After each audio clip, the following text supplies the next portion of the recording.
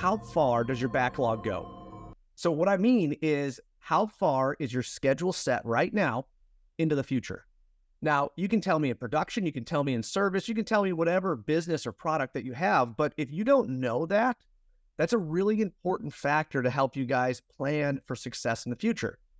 Now, if you're like most businesses, what you sell today, you guys want to produce as quickly as possible. But if you don't have that backlog, whether that be a regular schedule, a Gantt calendar, or some of the systems that are out there have amazing management systems, you guys need to put that together, because searching and outlining what your future may look like, right? And searching is probably the wrong word, but defining the what projects do you have? When are they projected to start? How long do those projects go? And most importantly, how quickly can you load the next one to be able to reduce that gap, right, in billing? Because that's what we're really doing this for. We want to figure out what's the financial backlog.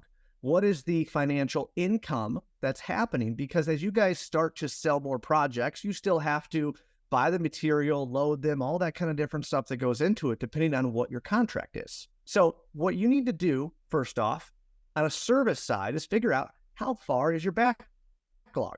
So from a service side, this is a little bit more different than production, and we'll talk about production in a second here, but from a service side, you have to figure out what is your average invoice, because your average invoice will let you know approximately how much revenue you guys have in backlog. The second thing you have to figure out is how long is that backlog going to last? Well, if you have contracts, it's a little easier, right? Because you should know approximately how many days or hours are in each project. So you can line those up one after another. Obviously, you have material ordering, material availability. If you have metal, you have to fabricate. All that stuff goes into it, but that's part of running a business, right? So figure out what that service backlog is. My recommendation is that you have at least 3 weeks worth of service backlog. Now, if you have more than 3 weeks, we can talk about that, but that's ultimately what starts to support another truck. Now, there's a lot of variables there. If you have 3 weeks and you're trying to get to a leak call in 3 weeks, we have a whole different problem. But having a backlog is not a bad thing. There's been too many times where I'm talking to service managers and they're like, oh yeah, we got everything taken care of. The whole board's clean. We have nothing on that board. That's not a good thing. That's actually a scary thing, guys. So what I want to do is work with you guys and help you understand what that backlog is. And that's really what make sales work, make service work, make leads work is about. These products help you guys increase your backlog. Now, on a production side, it's the same idea, but production's a little bit slower, because service, you can run 3, 4, 5 jobs in a day, depending on how many crews you have.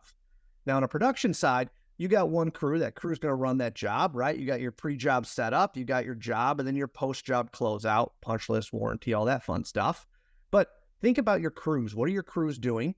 Put them on the schedule and figure out how far does your backlog go, because that's going to allow you guys to be able to understand how aggressive or also how much profit you can put inside some of those jobs.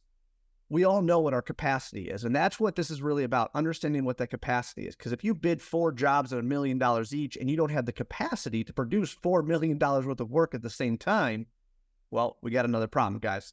So this is about backlog. If you guys have an awesome system, tools, or just process, right? You can use Google Sheets for all I care, and put it in there, guys. Tell us what you do. Like the video, subscribe. Getting that understanding of what your backlog actually is will help you with financial investments. It'll help you with the hiring, right, of bringing new people on board. When do I need to bring new people on board? Well, the backlog will tell you, guys. So my name's Chad Westbrook. I am the founder of Service Alignment, and I'm doing this, guys, 100% free to be able to help raise the floor of our service and commercial world. So like, subscribe. I appreciate it all, guys, and see you next time.